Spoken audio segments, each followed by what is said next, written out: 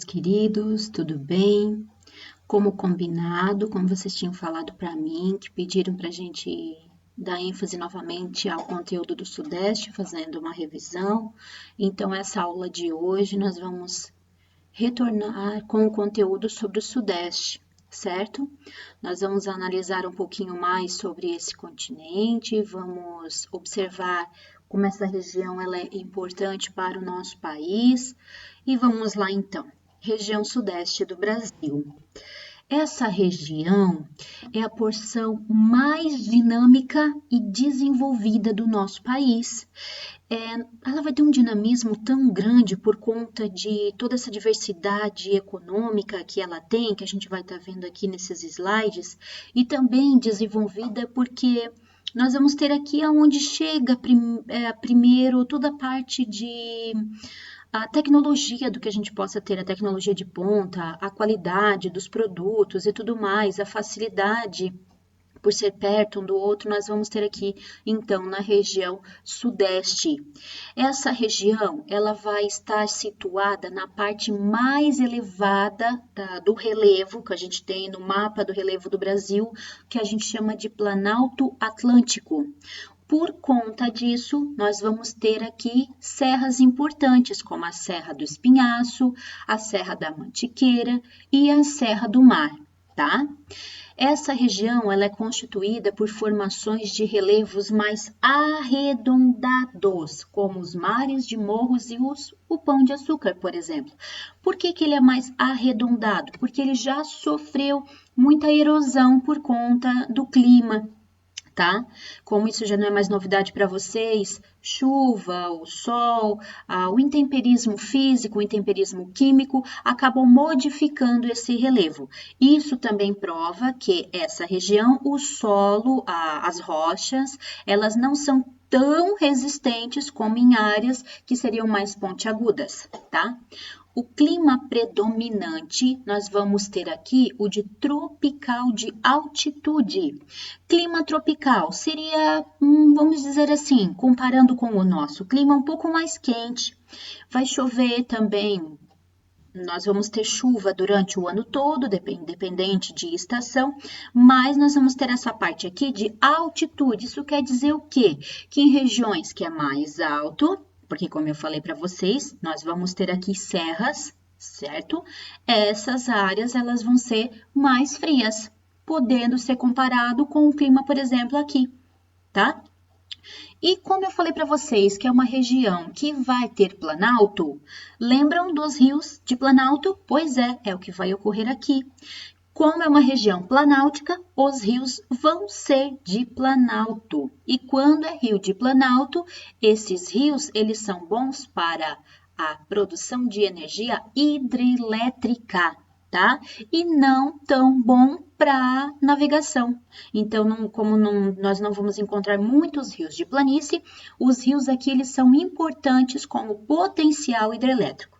E aqui eu tenho um mapinha da região Sudeste, né? Que não é novidade para ninguém, por favor, que todo mundo saiba os estados e as capitais, né? Seguindo, então, nós vamos ter aqui a maior população do Brasil. Não é novidade, certo? E também a maior densidade, ou seja, a cada 1 quilômetro quadrado, o número mais elevado nós vamos encontrar também na região Sudeste. E outro detalhe, também tem o mais alto índice de urbanização.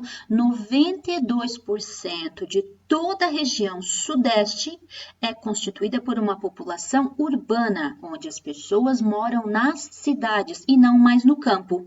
Tá? Mas guarda isso contigo que eu vou estar mostrando mais ali na frente um slide falando sobre agricultura para vocês verem um outro detalhe. Se nós temos boa parte da população morando na cidade, vamos depois observar a agricultura, como que ela vai ser, o que vai ter de importante nessa chave aqui. Ó, as duas maiores regiões metropolitanas do Brasil, nós também vamos encontrar na região Sudeste, São Paulo e Rio de Janeiro, né? Isso aí que, óbvio, são as cidades famosas.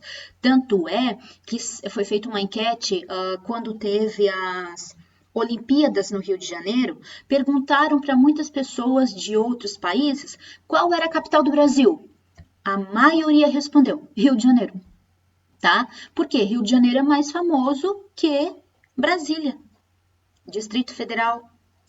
O que é Distrito Federal? Brasília. Agora, Rio de Janeiro não, é famoso. Ah, o Cristo Redentor, Pão de Açúcar, praia, carnaval, chama muito mais atenção, tá?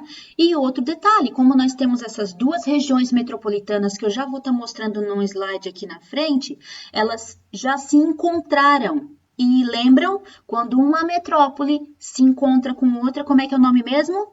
Megalópole, tá? A gente já estudou sobre isso também. Agora, voltando a respeito da agricultura, como eu tinha comentado com vocês. A agricultura aqui é desenvolvida e diversificada. Então, olha o detalhe. Se mais de 90% da população mora na cidade, então eu tenho menos de 10% morando na agricultura.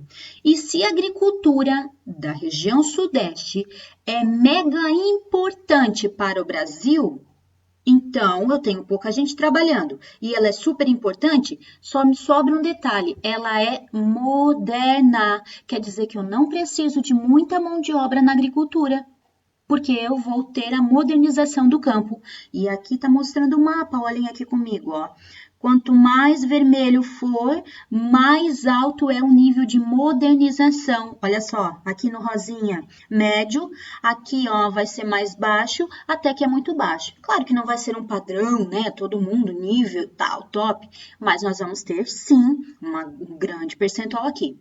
Olha só, o que chama atenção também, ele é desenvolvido e diversificado. Nós vamos ter vários produtos aqui que são importantes para o nosso país.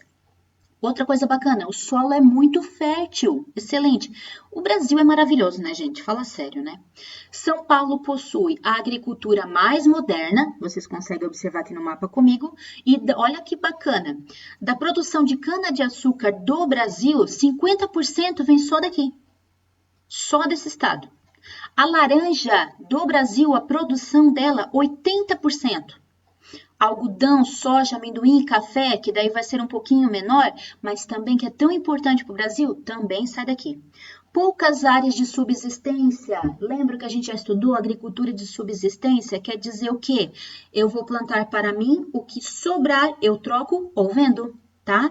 Nós vamos ter onde, então, essa região com área de subsistência? Sul de Minas Gerais, tá? E a Baixada Fluminense, que aqui a gente vai ter a produção de cana-de-açúcar e também aqui a do café, tá? Pecuária, gado e os suínos, aqui nós vamos ter a pecuária intensiva. Lembra que nós temos a pecuária extensiva e a intensiva. Quando eu estou falando em intensivo, quer dizer de qualidade, com tecnologia, certo? É tudo já organizadinho, padronizado, o gado não fica solto lá no campo, andando de um lado para o outro, procurando graminha aqui, graminha lá, descansando aqui, procura água lá. Não, ele vai ficar mais em confinamento, come, dorme, cresce rápido, ele recebe bastante insumo, recebe bastante vitamina, cresce com qualidade para poder vender logo em seguida essa carne com um padrão bem melhor, tá? Então, as raças aqui, boa parte vai ser bem selecionada, é gado vacinado, a produtividade vai ser elevada. O rebanho bovino é o segundo maior que favoreceu o surgimento de indústrias leiteiras e de carne, certo? E é o maior produtor nacional de leite. Aí aqui nós vamos ter o gado leiteiro, como vocês estão vendo aqui. Não é a pecuária para consumo de carne, tá? Continuando, nós vamos ter aqui um pouquinho a respeito da indústria. Vamos lembrar aqui a historinha bonitinha que a gente já vem falando. Acho que todo ano a gente comenta a respeito do êxodo rural, a saída da população do campo para a cidade. Por que que isso ocorreu? Por conta da modernização da tecnologia. Como a gente já viu, se a nossa agricultura aqui do Sudeste, né, ela já é moderna, quer dizer que já ocorreu o êxodo rural. E quando que isso ocorreu? 1950, porque as pessoas saíram do campo, porque perderam seu emprego, se obrigaram a ir para a cidade. Porque lá na cidade estava começando a ser instalado as grandes indústrias, que vieram de outros países, tá? Para ter um investimento melhor. para melhorar a qualidade no país. Então, essas indústrias, que boa parte eram automobilísticas, químicas, de máquinas e equipamentos de outros países que vieram para cá, vieram com a intenção porque a mão de obra seria barata, porque essas pessoas saíram do campo, ficaram desempregadas, vieram para a cidade. E agora o que eu faço? Preciso de emprego, eu me sujeito a um salário mais baixo, tá? Então essas multinacionais vieram para cá exatamente por isso. E as principais multinacionais, elas estão sediadas nas regiões metropolitanas do país e principalmente aqui no Sudeste. Olha aqui, ó. São Paulo, Rio de Janeiro, Belo Horizonte, tá? Quanto maior a bolinha, como vocês estão vendo, maior nós vamos ter as cidades metropolitanas com um número maior de emprego por conta dessas indústrias aqui, tá? Capital Paulista, a região do ABC e também Osasco e Guarulhos. Ó, observem aqui no mapa comigo. Tá? Então, a população saiu do campo, dessa parte mais amarela, vamos colocar assim, e vieram para as cidades. Ó, aqui é uma bolinha, uma cidade, a população saiu daqui e veio para cá. Agora, imagina aqui, quantas pessoas saíram do campo e vieram para a cidade? Aqui, quantas pessoas saíram do campo e vieram para a cidade? Muitas. Então, imagina como é que ficou essa cidade? Superlotadas. E qual a consequência disso? As favelas, porque dessas pessoas não tiveram condições de construir uma casa boa num lugar bom.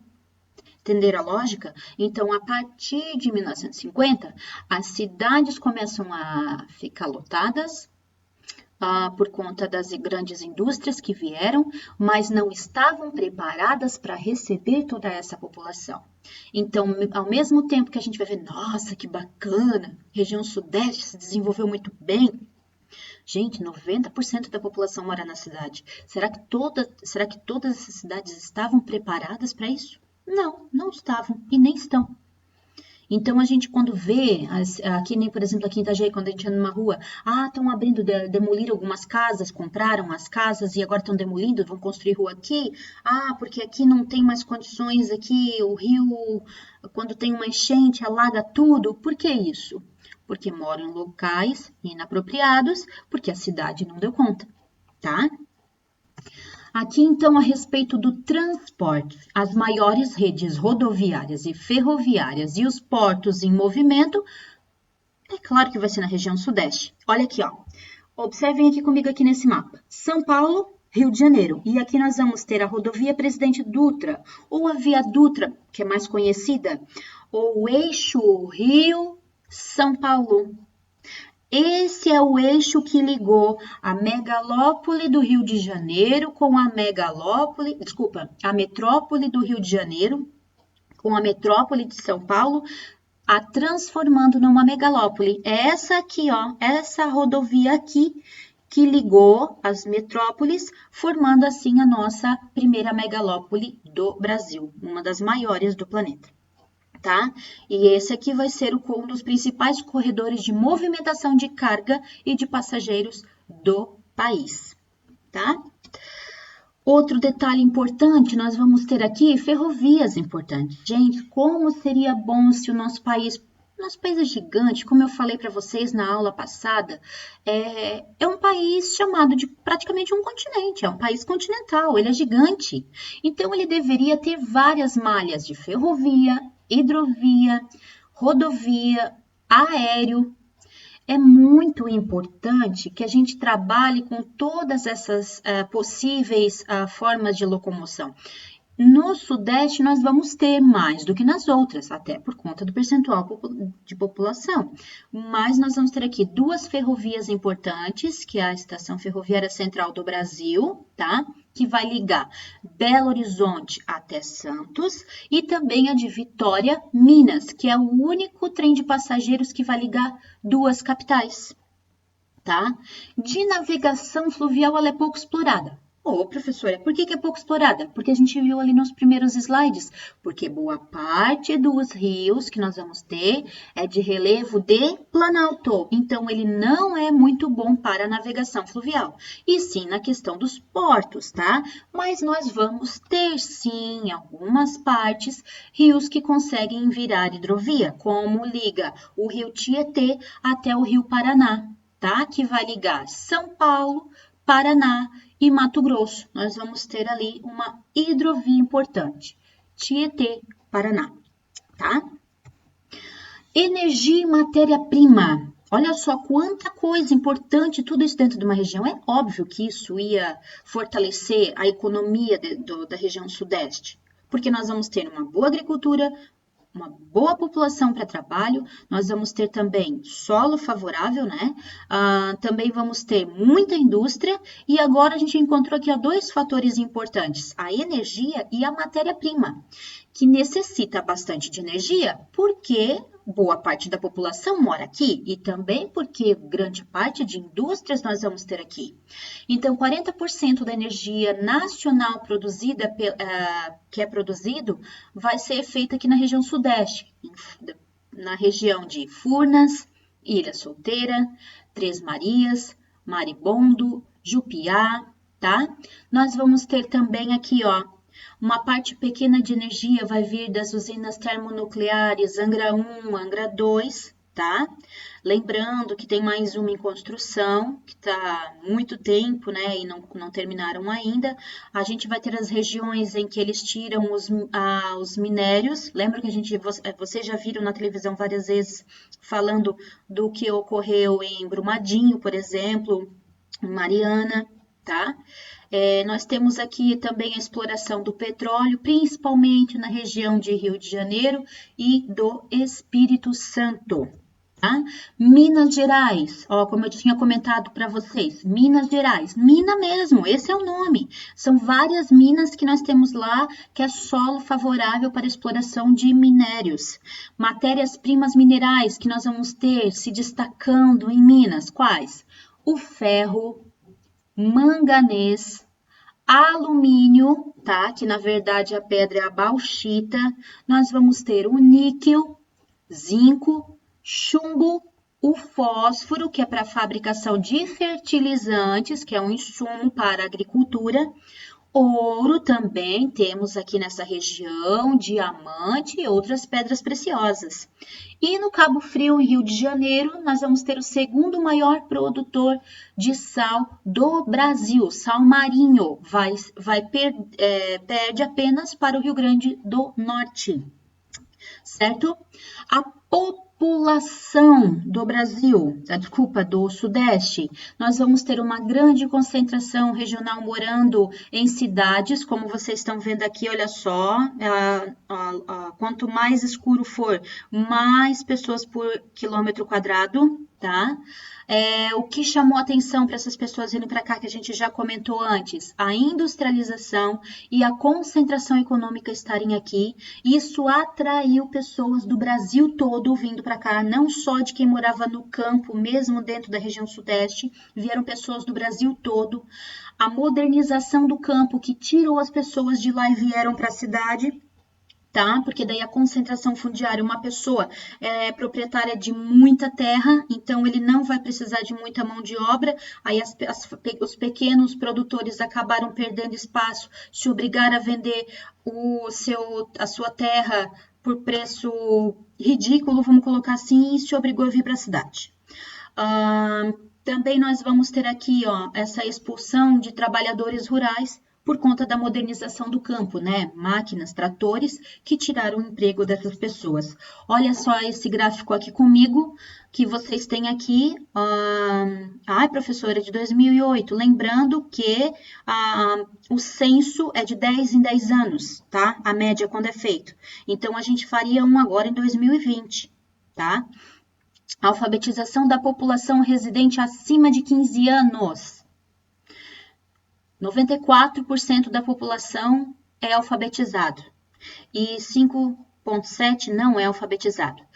Taxa de mortalidade. A cada 1.000 crianças que nascem, no ano de 91, por exemplo aqui, morriam 31 crianças em média.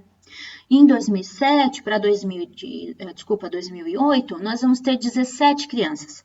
A cada 1.000 crianças que nascem na região sudeste, em média 17, 16 é que vão estar morrendo, tá? Para vocês terem uma ideia aqui. Então, por hoje é isso. Espero que vocês tenham aprendido um pouquinho mais a respeito da região sudeste. Um beijo grande para vocês e até a próxima. Tchau!